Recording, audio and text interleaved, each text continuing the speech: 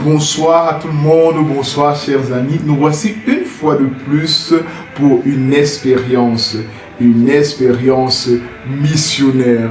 Aujourd'hui, nous rencontrons un spiritain qui nous parlera de son expérience variée, allant du rectorat, du théologat à aumônier d'un monastère, en passant par la formation et formateur en tant que maître de novices, en tant que supérieur et en tant que missionnaire au Gabon. Aujourd'hui, nous rencontrons le Père Armand Fessi qui nous parlera de la richesse des sujets que nous aurons à explorer. Bonsoir mon Père. Bonsoir. Alors mon Père, pouvez-vous succinctement vous présenter et ensuite nous décliner quel a été votre parcours? Je me nomme, en tout cas, le nom qu'on m'a donné, c'est Fessi Janvier. Mon nom de baptême, c'est Janvier. Et mon nom de famille, c'est Fessi. Qui signifie en bamileke, il est là. Mais il est là qui? À vous de pouvoir deviner. C'est lorsque j'arrive au noviciat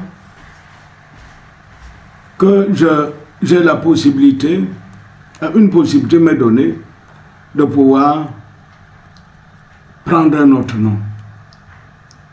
Et j'ai pris le nom Armand. Donc mon nom de baptême et mon nom civil, c'est Janvier Fessi. Mais mon nom de congrégation, c'est Armand Fessi. Mon parcours, disons tout simplement que je réussis à avoir mon jugement supplétif quand j'ai 7 ans. Et là, je commence l'école effectivement à 7 ans. Et je fais le parcours normal du CP1 jusqu'au CM2 à l'école Sainte-Aloïse d'Abomban, de la paroisse Saint-Michel d'Abomban. C'est là où je fais mon école primaire. Je suis ensuite allé au collège de la Salle de Domé, où j'ai fait de la 6e en 3e. Avec les frères des écoles chrétiennes? Avec les frères des écoles chrétiennes. Donc, vous voyez bien que parmi les saints qui m'ont marqué, il y a Saint Jean-Baptiste de la Salle. Ah oui. Donc, après la 3e, je m'en vais au lycée de Bafia, où je rencontre le père. En ce moment-là, c'était un étudiant avec qui nous avons fait la seconde, Mantek Amantek Grégoire, qui est mort 2 ans après son ordination, et qui est enterré à Lablé. Donc, je fais un an à Bafia et je reviens à Bomban, où je fais, parce que l'année à Bafia n'a pas été conclusive, je reprends la seconde à Bomban, je fais la première, et c'est après mon échec au niveau du probatoire que, grâce à un camarade de classe avec qui nous avons commencé depuis l'école Sainte-Aloïse jusqu'à Doumé, grâce à lui, je réussis à rencontrer Monseigneur Vanegen pour pouvoir faire la terminale sans probatoire. Ne serait-ce que pour avoir le niveau pour affronter les défis du grand séminaire. Et j'ai la possibilité, avec Monseigneur Lambert Vanegen, de faire la terminale au collège de la Salle, bien sûr sans probatoire.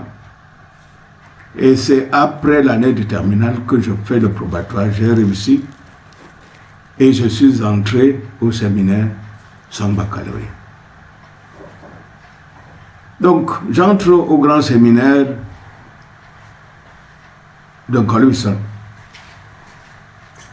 Un grand séminaire international parce que nous avions des Tchadiens, des Centrafricains, des Congolais, des Gabonais, des Équato-Guinéens. Et au niveau du Cameroun, nous avions les Camerounais du Nord, du Sud, de l'Est et de l'Ouest parce que en ce moment-là, dans les années 77-78, il n'y avait pas beaucoup de grands séminaires au Cameroun. Donc vraiment, c'était un lieu de foisonnement, un haut lieu de formation intellectuelle. J'ai fait 2 ans de philo et j'ai été appelé pour faire le noviciat. Où? À Akono. Akono. Et là, je rencontre le père actuellement qui est en France, le père Bonaventure Mbemba. Un Congolais. Un Congolais. Et le frère Jean Sima. Jean-Claude Bonaventure Mbemba et le frère Jean-Claude qui est actuellement le frère Jacques Sima qui est actuellement au Gabon. Donc nous avons cheminé à Brazzaville pendant 3 ans. Et curieusement, au bout de 6 ans, c'est-à-dire en 1984, je sors prêtre avec une formation à tout casser de 6 ans. Donc 2 ans de philo, 1 an de noviciat et 3 ans de théologie. Donc voilà mon parcours. Et après cela, je suis allé pour 4 ans en mission au Gabon. Au Gabon, oui. Dans quelle insertion au Gabon? J'étais à Koulamoutou, à 680 km de Libreville, au sud-est. Okay. Et c'est là où j'ai été vicaire, mais ce qui m'a beaucoup marqué, c'est ma présence auprès des jeunes, parce que j'ai été aumônier des jeunes au niveau de la paroisse et aumônier diocésain de la GEC. Donc c'est là où je suis appelé à aller en France pour avoir un niveau, pour pouvoir enseigner au niveau du théologat. Okay. En tout cas, avoir une responsabilité au niveau du théologat. Je suis allé en France et après 2 ans, le jugement de mes supérieurs a été défavorable pour que j'entre dans une maison de formation. Oh.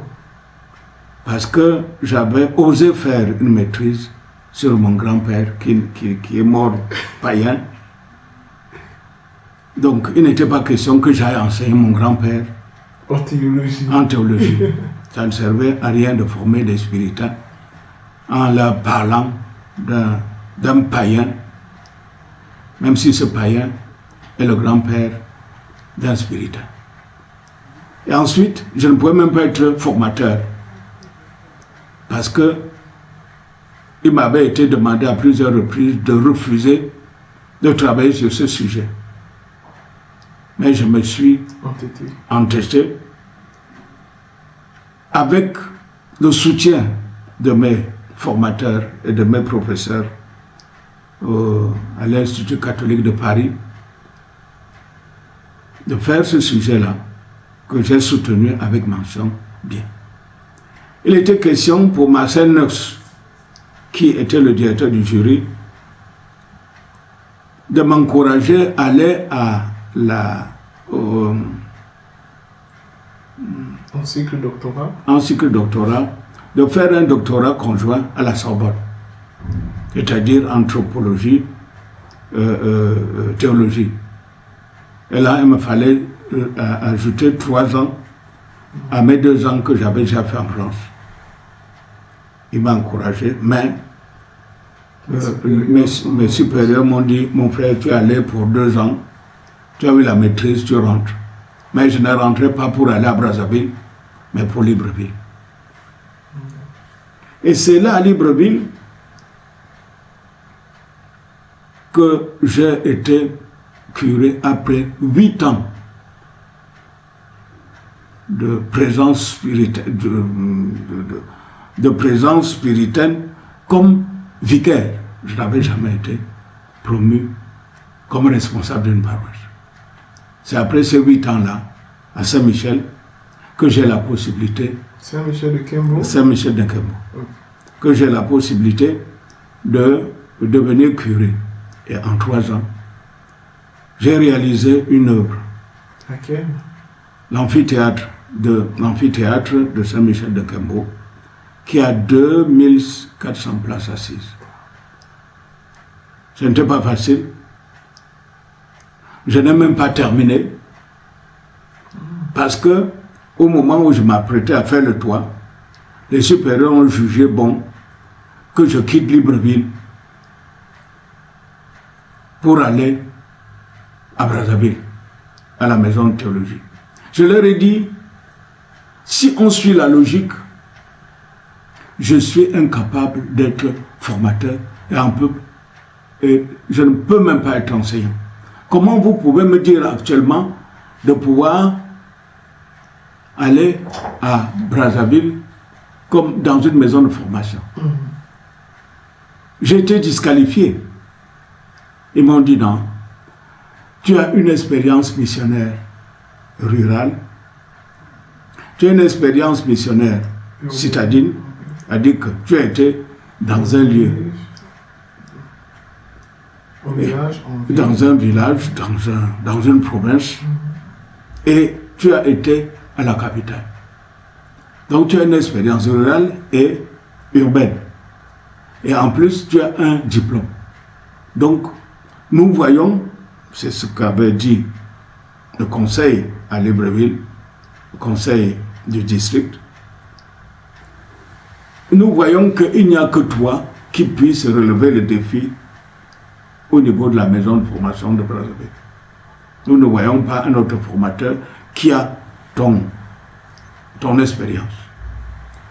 Mais je soupçonnais derrière cela qu'il fallait que je quitte le Gabon parce que la construction de cet amphithéâtre n'était pas une œuvre d'Africain.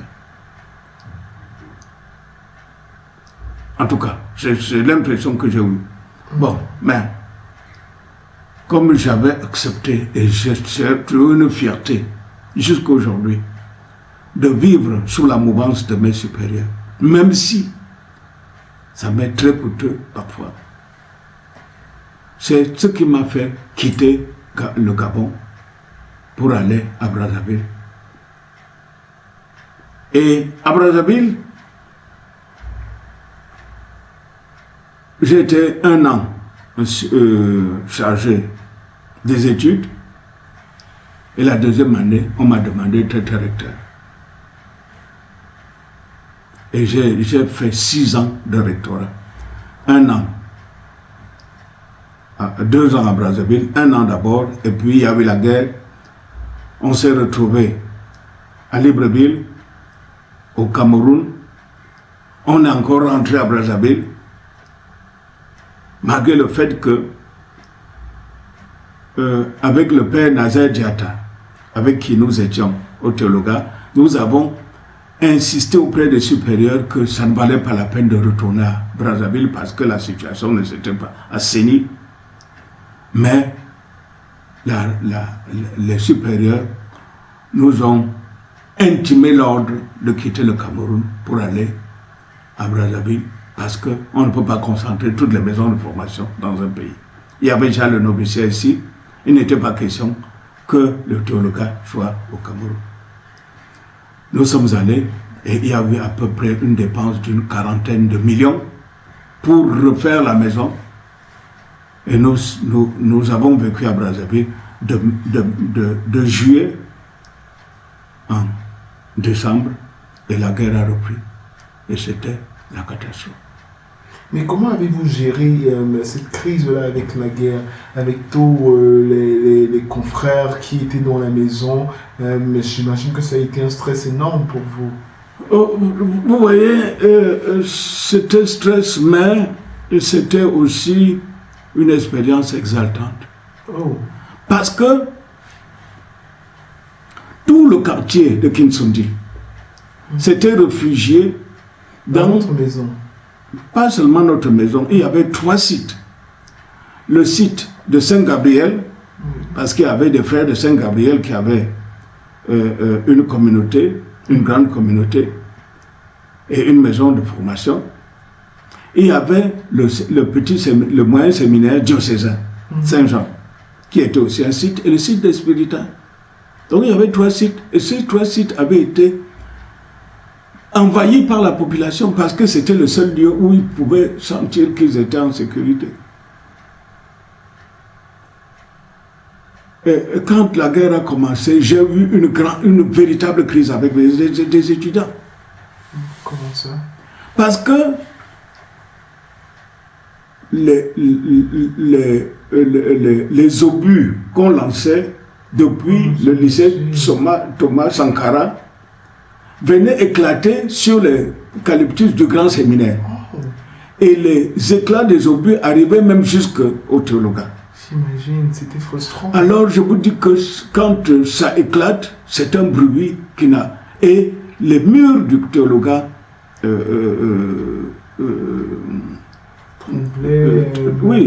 tremblaient, on sentait que ça tremblait. Alors les étudiants étaient obligés de partir de l'étage pour aller en bas. Parce que pour eux, c'était risquant. Après un certain temps, ils ont dit, mon père, nous ne pouvons plus rester. Nous voulons que tu nous fasses partie d'ici.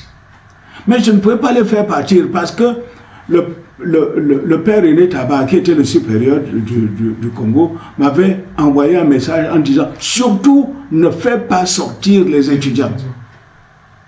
Pourquoi? Parce que les militaires étaient venus au cours de la messe au grand séminaire et a mis le camion militaire devant l'entrée de la chapelle et a fait sortir les prêtres encore en soutane. Et tous les séminaristes, aucun n'est rentré encore dans la chambre. Ils sont sortis en rang pour entrer dans le camion militaire pour aller en ville. Et sur la route, il y a un étudiant qui a osé dire, nous sommes des prêtres. Et pourquoi vous nous amenez où? La réaction a été simple. Mes frères, vous qui m'écoutez. Et il y a un militaire qui a parlé, il dit, c'est moi. Il a pris son fusil, il a tiré sur lui, il est mort. Il a pris comme, je ne sais pas quoi, il a lancé par terre. Il a dit, qui parle encore? Tout le monde se tue. Et on est parti laisser ce contingent, tous les séminaires, au niveau de l'évêché. Donc, avec cette affaire, Tabar m'a dit, surtout ne tente pas de sortir. Parce que, au moins pour les séminaristes, ils parlent congolais. Mais si on se rend compte qu'il y a 34 personnes, jeunes, qui sont quelque part, et on leur fait parler la langue, ils ne parlent pas, on va dire que c'est des militaires qui ont caché leurs fusils, et on va vous éliminer tous. J'ai dit ça aux étudiants, les étudiants ont dit que je mentais. Et ils se sont rassemblés, ils ont dit, à partir d'aujourd'hui, tu n'es plus notre recteur. Oh my God! Si tu ne nous fais pas partie d'ici, tu n'es plus notre recteur. Je dis, ok.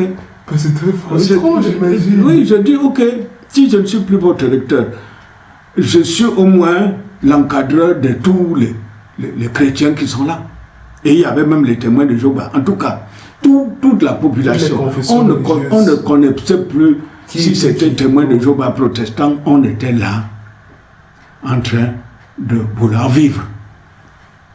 Et je vous assure, on a même organisé un championnat. Et il y avait un arbitre international du Congo qui était témoin de Jéhovah, qui a arbitré les matchs. Oh mon Dieu! Pour dire ceci que c'était une expérience très intéressante à vivre. Donc, finalement, ce qui s'est passé, c'est que les différentes ambassades se sont coalisées pour voir comment venir sortir leurs étudiants de Kinshasa. Donc, les Sénégalais sont venus chercher les leurs les Camerounais n'ont pas de malgaches, les Angolais, en tout cas. Congolais RDC. Congolais RDC, voilà. En tout cas. Gabonais aussi. Gabonais, on est venu les chercher. Guinéen. Non, il n'y a pas d'Équateur-Guinéen. Okay. Ah oui, attends. Nigérian. Non, il n'y avait pas de. Oui, Nigérian. Nigérians, ils sont venus chercher les leurs. Mais quand on est venu au Cameroun, ils savaient qu'il y avait 9. Il y avait 9 étudiants. 9 Camerounais qui étaient. Ils ont amené une voiture pour prendre 9. L'ambassadeur a compté, il n'y avait que 8. Il dit, où est le 9e? Il dit, c'est lui. Il dit, vous attendez quoi? Il dit, je ne peux pas partir. Pourquoi? Il m'a été intimé l'ordre de rester ici. Je suis missionnaire et je dois continuer à vivre cette mission comme la présence d'un spiritain au milieu des réfugiés. Ça, c'était une décision du supérieur général qui m'avait appelé personnellement en disant, fais ci. À partir du moment où les étudiants ne sont plus, tu ne quittes pas. Donc, on m'a laissé, le supérieur, l'ambassadeur a dit, en tout cas, à tes risques et périls, si on te tue, nous avons fait notre travail. J'ai dit, ok, ils sont partis. C'est les Congolais maintenant qu'il fallait faire sortir. Et chaque Congolais, pour faire sortir, c'était 75 000 qu'on déposait au pied de ces militaires-là pour évacuer par personne, 75 000. Et on l'a fait. On l'a fait. Et je suis resté avec les 2 formateurs qui étaient des Congolais. Nous sommes restés jusqu'à la fin. Et la fin était terrible parce que la veille de notre départ, ils ont tiré des balles dans le ciel en venant près du Théologa. Et nourri, c'est-à-dire sans arrêt. Et on entendait comment le bruit avançait. Jusqu'au moment où ils sont venus, quand ils sont arrivés au Théologa, ils ont marché sur la clôture. Mais la chance que j'ai eue, c'est que quelqu'un m'avait dit, mon père, quand ils viennent, mets tout le monde assis. Donc quand j'ai entendu comment les coups venaient et s'étaient nourris, j'ai demandé à tout le monde de s'asseoir. Il y a eu un qui, je suis allé le brutaliser pour qu'il s'assied. Par le sol ou alors? Oui, s'asseoir par terre, par terre. Parce qu'il n'y a pas de chaise pour tout le monde, je dis par terre. Et les herbes avaient été broyées par les lits des gens. Les gens dormaient par terre. Et quand il pleuvait, ils prenaient la mousse et venaient sur la véranda pour qu'il ne pleuve pas sur la mousse. Donc, je dis, la veille, ils sont venus et quand ils sont arrivés dans notre site, les gens étaient assis et n'ont pas tiré. Mais quand ils sont allés à Saint-Jean, quand les gens les ont vus, ils ont commencé à sauter à la barrière. Et c'est là qu'ils ont arrosé avec la mitraille. Et plus ils arrosaient, plus les gens venaient pour traverser. Et ils ont arrosé. Et je vous assure que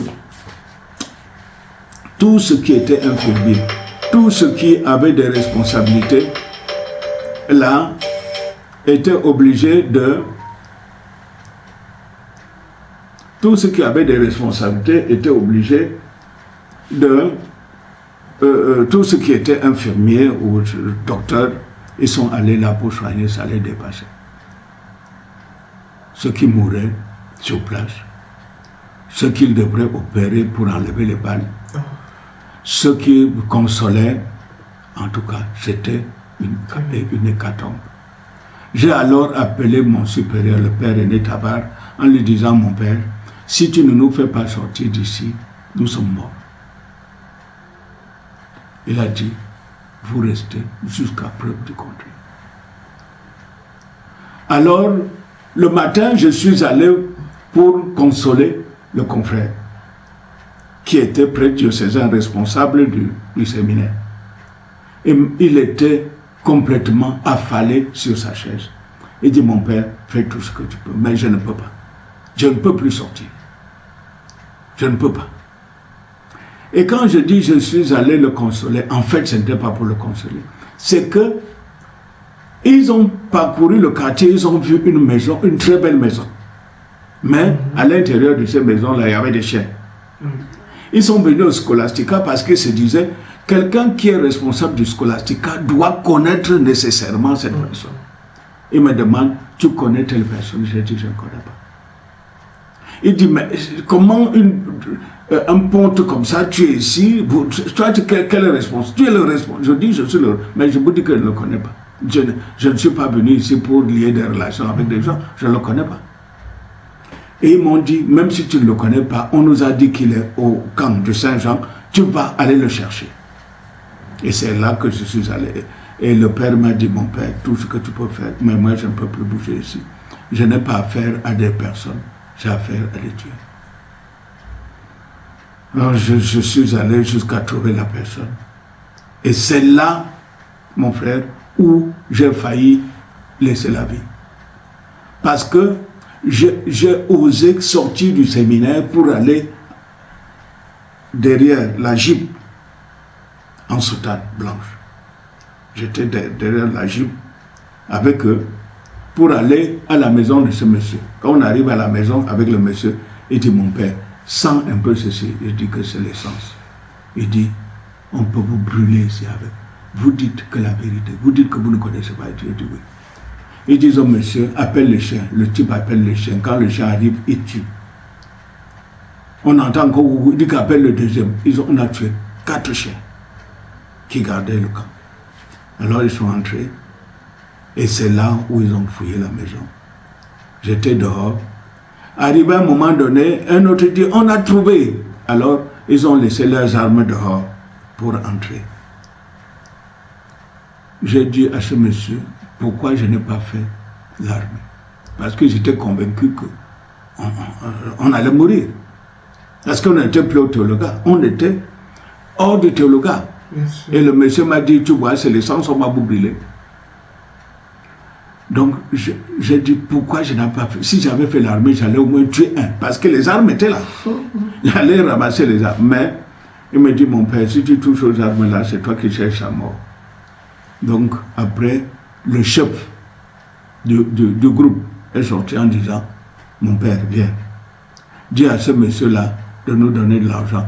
Parce qu'on ne peut pas vous faire partie d'ici sans que vous nous donniez de l'argent.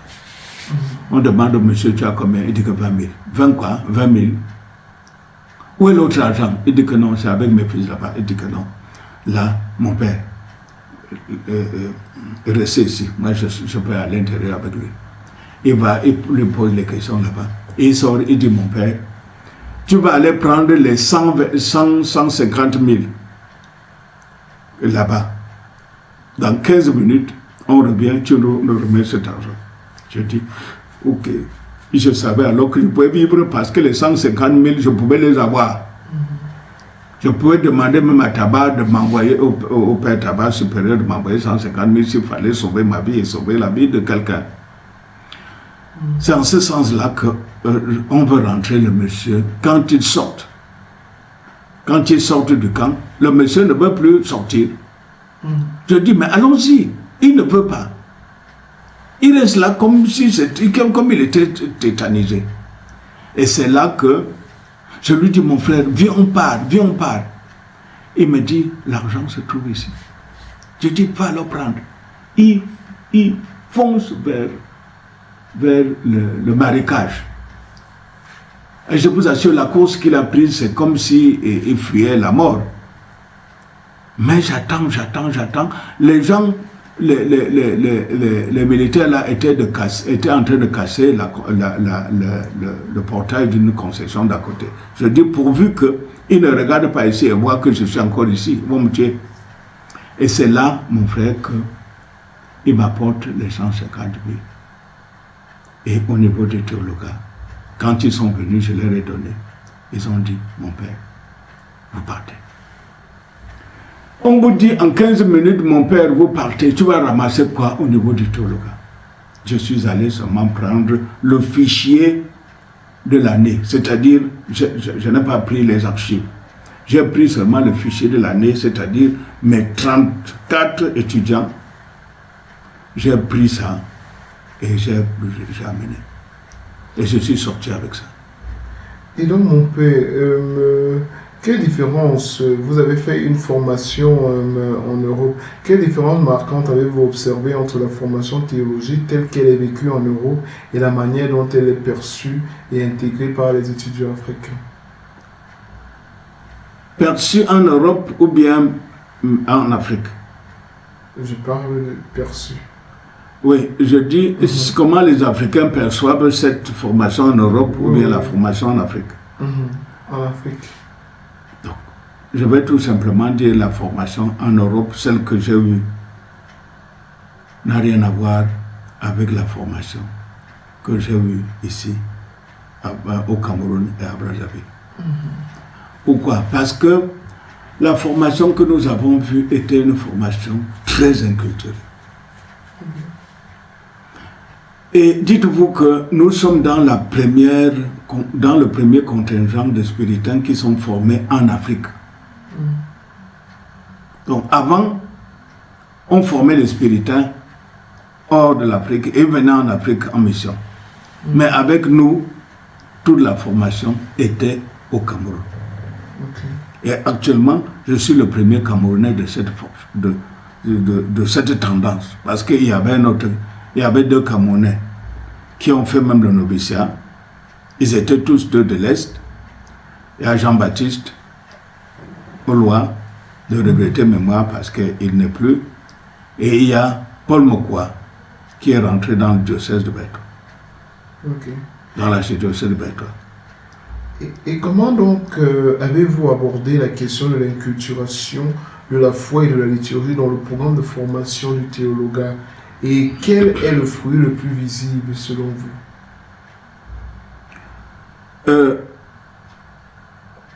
Dans cette formation, je peux dire, celui qui nous a beaucoup marqué au niveau de la formation théologique à Brazzaville, c'était le professeur Kindou Mouchete et surtout un jésuite. Le nom venait là, ça repart parce que pour moi c'est mon meilleur théologien. Peut-être le nom va me venir. Parce que ce sont des gens qui ont eu la possibilité de contextualiser la formation, de contextualiser une formation théologique. Je parle de Kindou Mouchete parce que c'est lui qui a réussi à placer devant le pape la mouture du rite romain pour l'église du Zaïre. Après que le pape ait fait la célébration, sous la demande du cardinal Malola, c'est lui qui a posé pendant un repas la mouture et le pape a signé. Donc, Kindou Mouchete nous apparaissait comme un professeur aguerri. Et l'autre professeur qui m'avait beaucoup marqué, mais je dis, ce sont des gens que ils ne nous enseignaient pas en permanence. C'est celui-là qui, lors d'une session que nous avons eue ensemble, il nous dit, quand je suis sorti de la maison des jésuites, on me demande, parce que j'étais parmi les majors, on me demande de pouvoir écrire sur l'Afrique. J'ai dit non, donnez-moi 20 ans. Parce que si j'écris aujourd'hui, je vais seulement reproduire ce que vous m'avez dit. Donnez-moi la possibilité de vivre en Afrique. Et quand j'aurai eu une expérience africaine, je vais vous le dire. Et ce que je retiens comme élément important, c'est que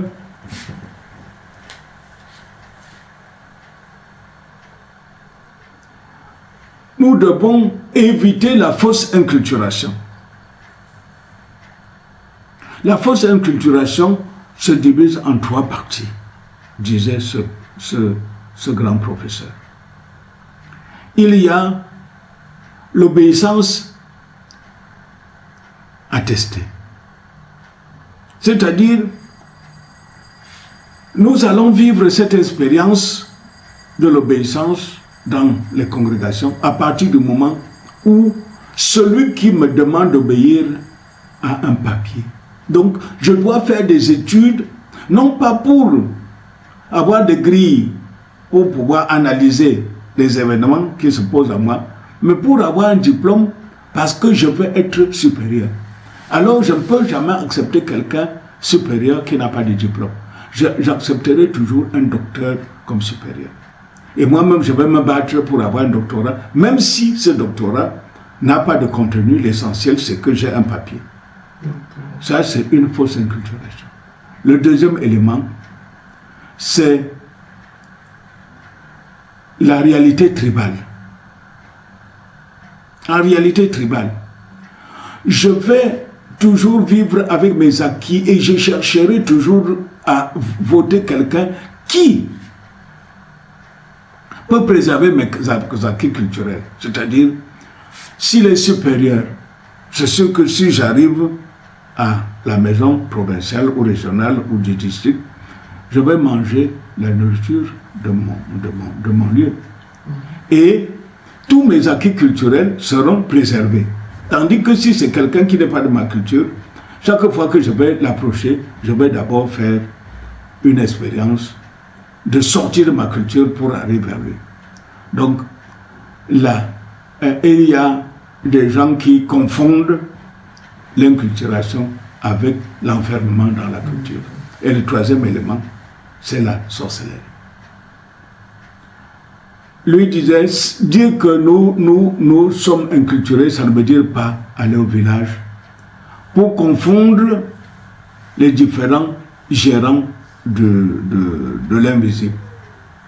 Sous prétexte que, non, il faut aller aux sources.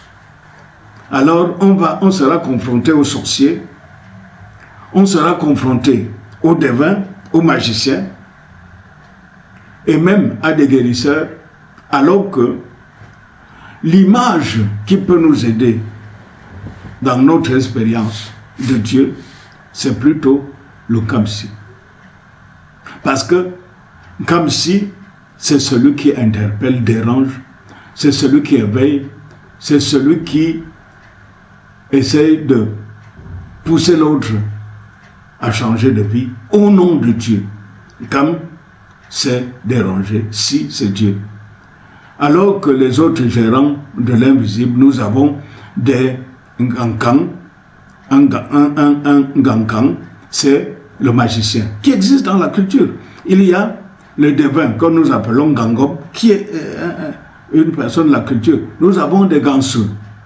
Donc, parfois, on va dans la société traditionnelle pour aller consulter les Gansu, c'est-à-dire les grands sorciers, pour avoir le pouvoir, pour avoir une prééminence sur les autres, pour avoir des postes.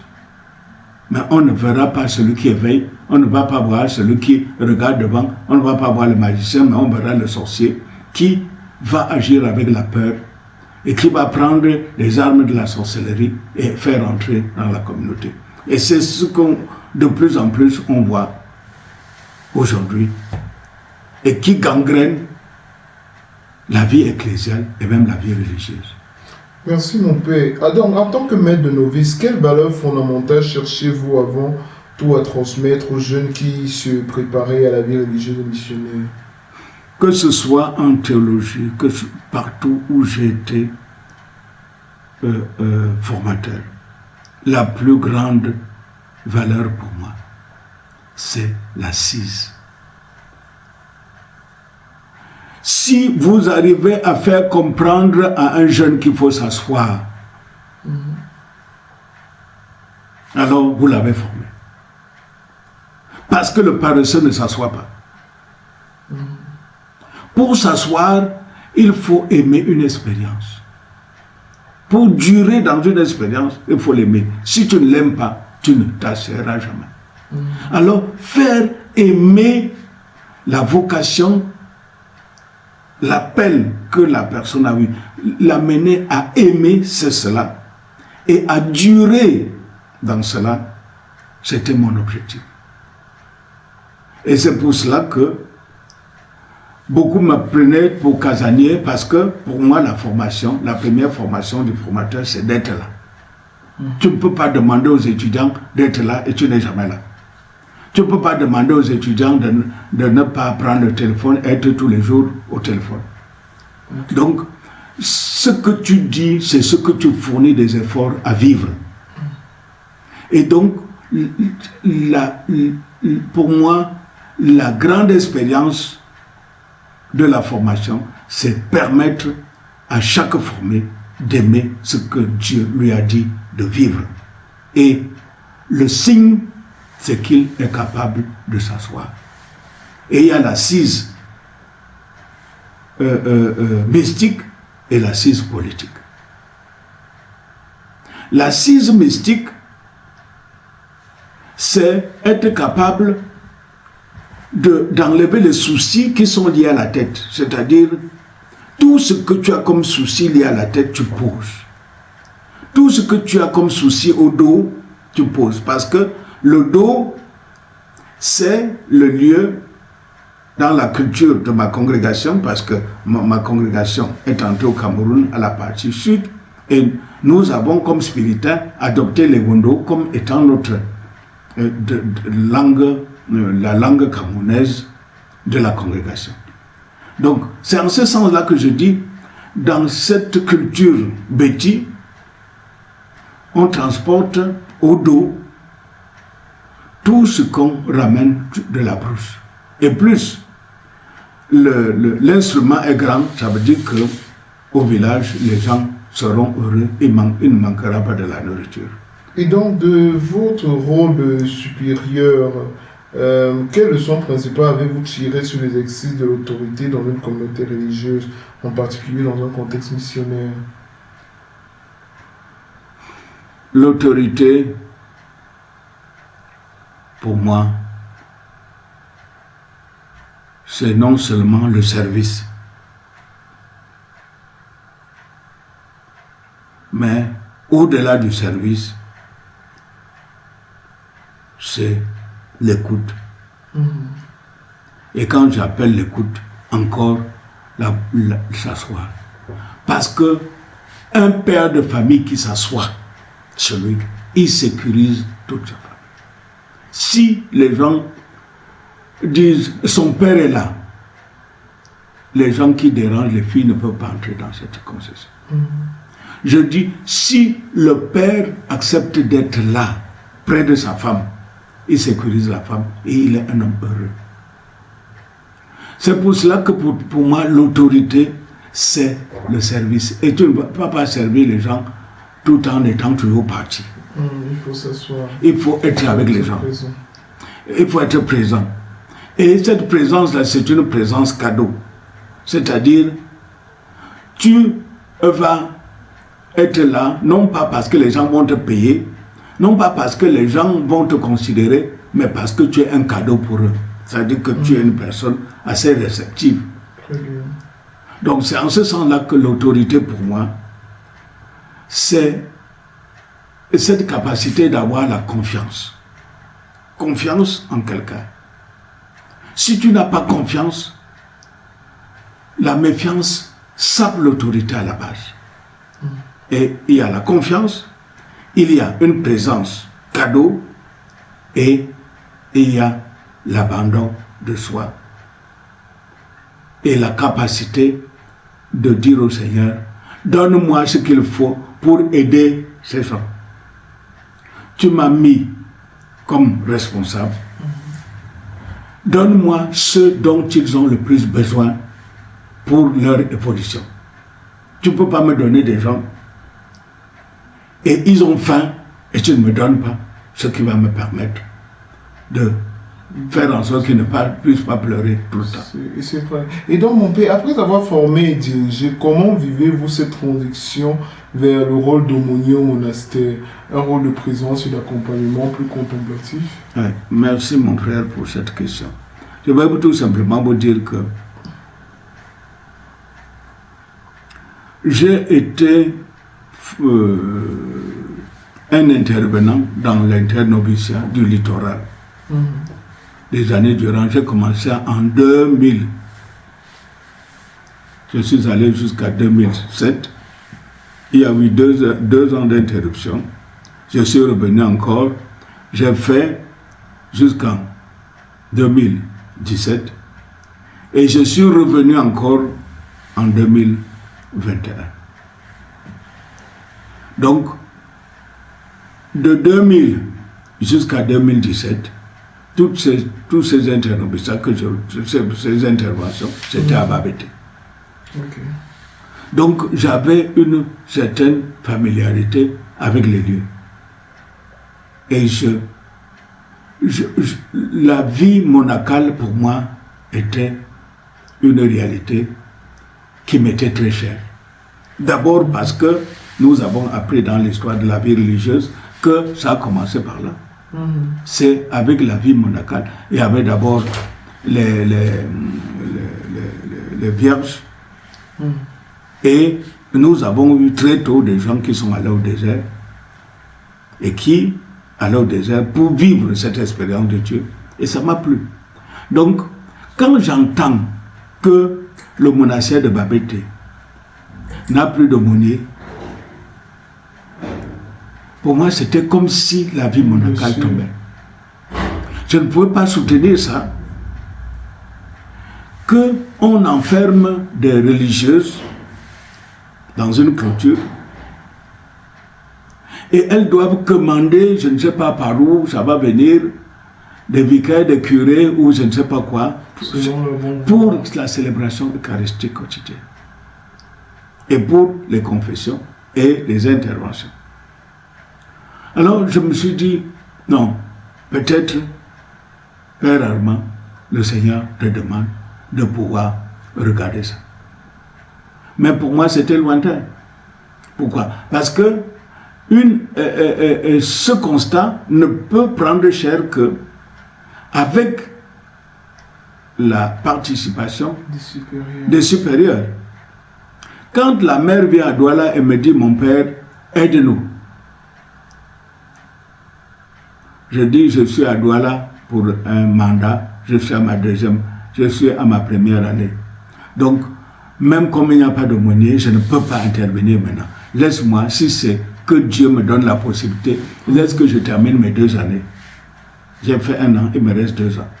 Si c'est que le Seigneur veut que je devienne aumônier à Babete, laisse-moi compléter les 2 ans. Elle a dit, bon, ok. Alors, j'ai commencé à voir avec mes supérieurs du Cameroun. Et c'était très difficile à comprendre que un aîné, au lieu d'être auprès des siens comme un conseiller, une référence, puisse aller, non même pas dans un monastère d'hommes, mais dans un monastère de femmes. C'était difficile à comprendre. Alors il était question, est-ce que je vais demander de sortir de la congrégation, demander, il y a un terme là, exclustration, jusqu'au moment où j'ai eu la visite du supérieur général, le très révérend père Alain Mayama. Il me dit, mon père, ce n'est pas nécessaire de faire l'exclustration. C'est une mission. Les spiritains vont là où on a des difficultés à trouver. Ça fait partie de notre charisme. Ça fait partie de notre charisme. Donc si ça t'intéresse, il n'y a pas de problème. C'est là où j'ai commencé à comprendre que peut-être le Seigneur voulait que je vienne au monastère. 1 an après, donc le monastère s'est fait 1 an sans maître de novice.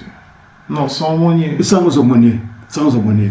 Alors, c'est après cette année-là que la sœur revient encore auprès de mon supérieur, le révérend père Guy Marcel et Ganabisha. Et lui dit, nous voulons votre père au monastère. Alors le père Guy Marcel est venu à Douala et me dit, mon père, si ça t'intéresse, je donne mon accord pour que tu ailles au monastère. J'ai vu ça comme si c'était un appel de Dieu. J'ai dit au père Guy Marcel, mais j'ai encore un an. Il dit, mais ça dépend de toi. Fais une lettre où tu demandes dans la lettre qu'on puisse te dispenser de la dernière année et tu vas là-bas. C'est ce que j'ai écrit.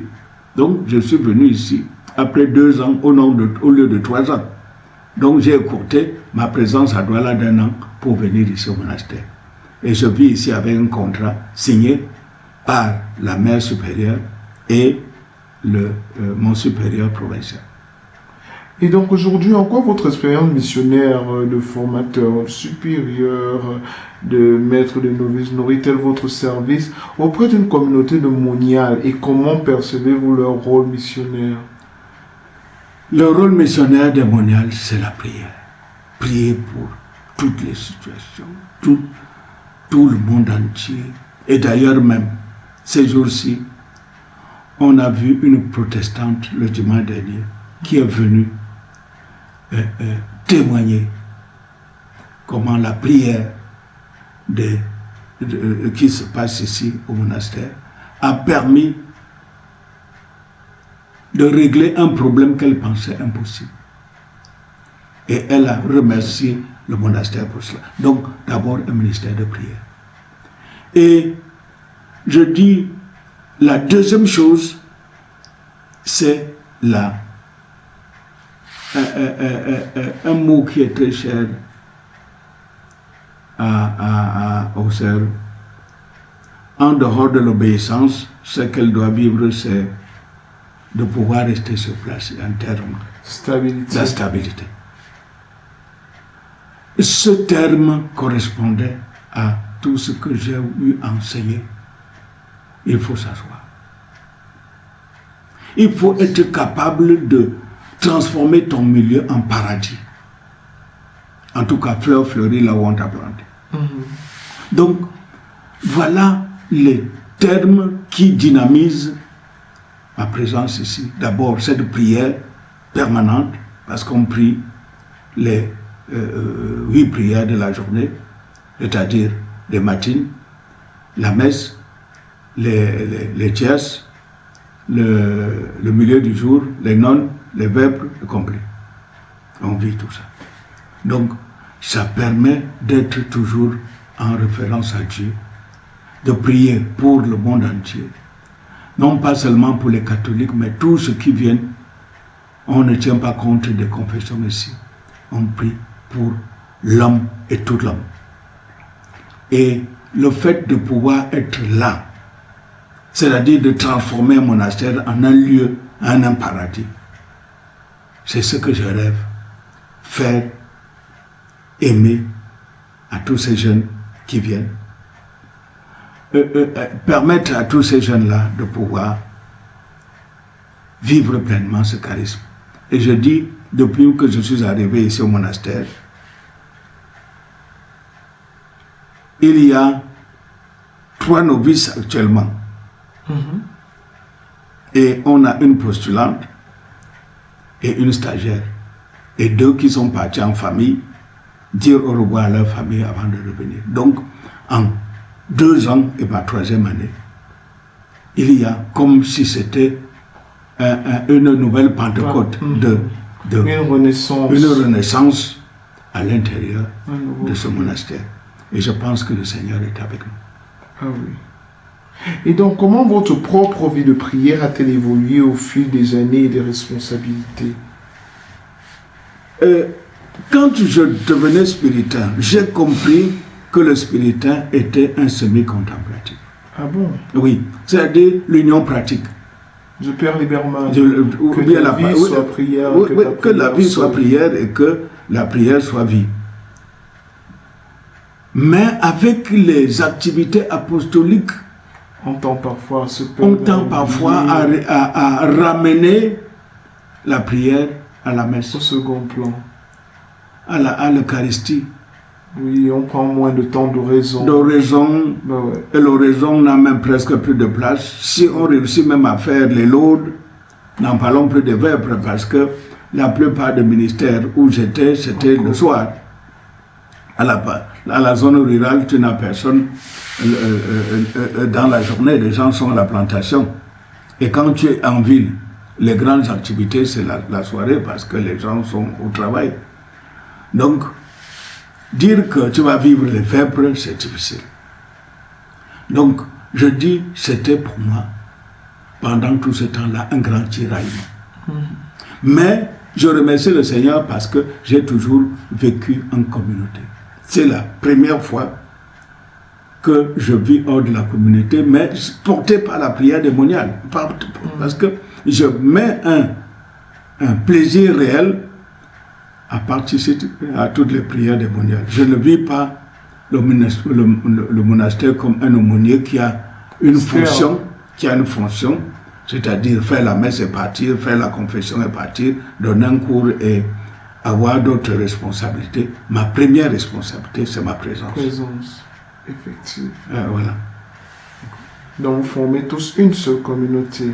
Oui, même si effectivement je suis hors du cloître, mais je suis dans la deuxième, ce qu'on appelle deuxième cloître, parce que je ne suis pas. Il y a encore une autre une clôture, troisième division. et il y a une clôture ici. Je ne suis pas hors du monastère, mais je ne suis pas à l'intérieur du cloître des sœurs. Bien sûr, c'est tout à fait normal. Voilà, donc. Et donc, mon père, le plus grand fruit, quel est le plus grand signe de la fidélité de Dieu que vous avez pu observer dans votre ministère au fil de ces décennies? Le plus grand signe, c'est cette santé. Vous voyez, un missionnaire est parfois confronté à des difficultés. Si vous constatez, je traîne un pied. Parce qu'à un moment donné, j'ai failli être immobilisé par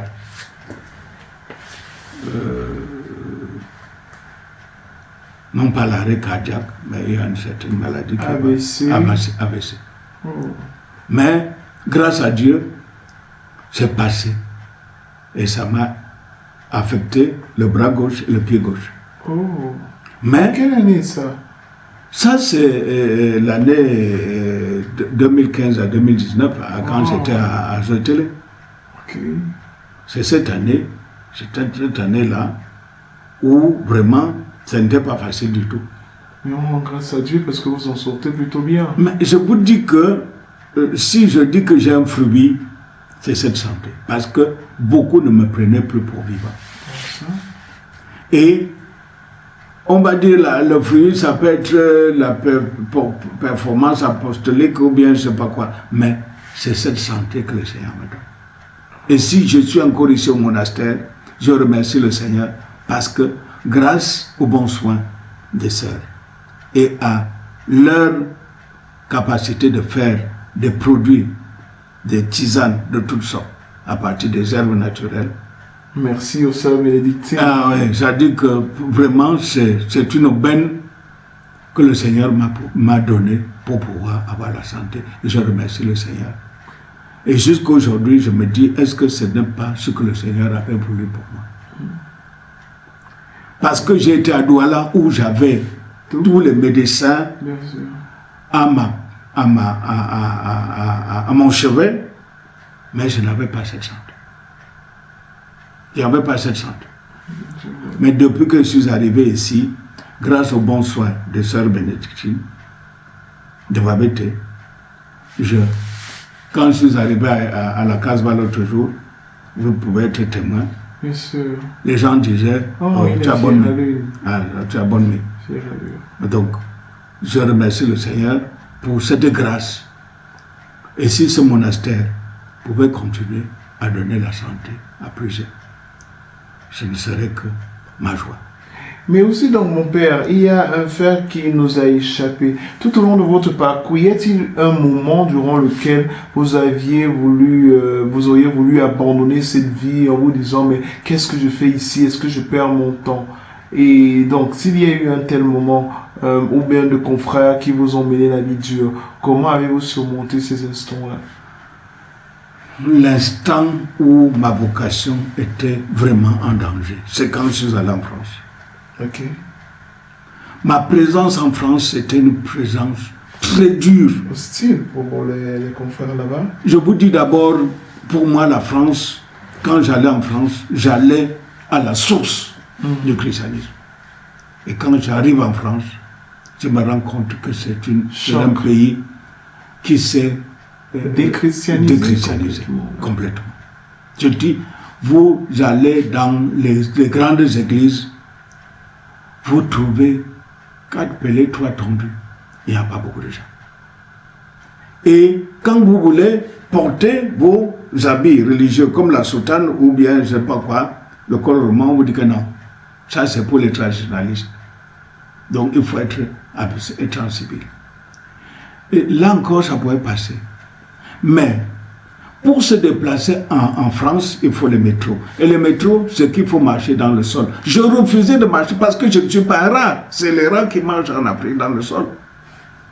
Je dis, je ne comprenais pas comment on pouvait me demander d'aller dans le sol. Et parfois, très profondément, pour revenir en surface, il fallait... Le métro, par exemple, le RER... surtout le métro qui passe sous la Seine. Oui. C'est très profond. Ah bah oui, oui. Donc, je vous dis ceci que ces réalités-là, et en plus, comme je disais au début, la maîtrise que j'ai eue, c'était un moment de difficulté. Être désavoué par ses supérieurs. Et choisir le parti des professeurs à l'université contre des supérieurs, ce n'est pas facile. Et je vous assure, ce qui m'a fait tenir en France, c'était encore l'expérience des monastères. J'ai eu la chance que la première retraite que nous avons eue du théologat en France, c'était dans un monastère. Et j'ai pris attache à ce monastère. Je vous assure, presque tous les week-ends, j'étais au monastère. Et ça m'a permis de trouver un lieu où la prière pouvait me nourrir.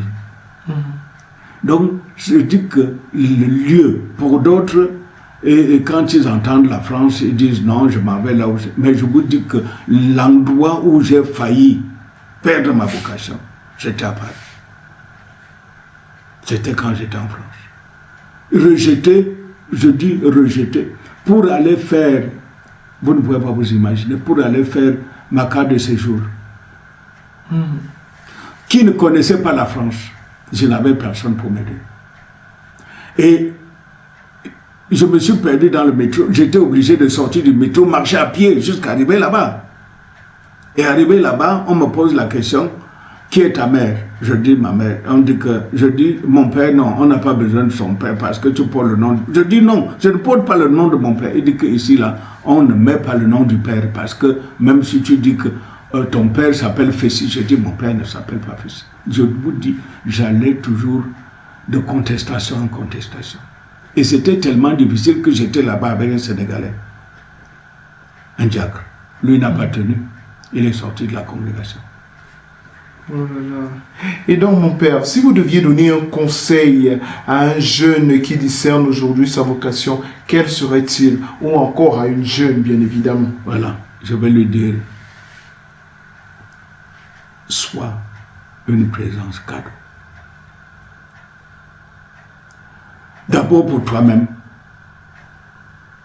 et puis pour les autres. Donc, si je peux dire, si je peux conseiller un jeune aujourd'hui, prends plaisir à durer dans une expérience, c'est-à-dire à t'asseoir.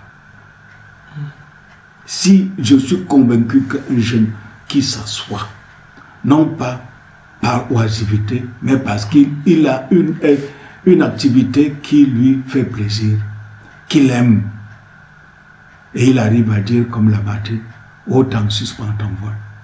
Ah, il est déjà l'heure, parce qu'il n'a pas vu le temps passer. C'est ça que j'aimerais, toi jeune fille comme jeune garçon, que tu puisses aimer. Que tu puisses aimer ce que Dieu t'a donné comme vocation.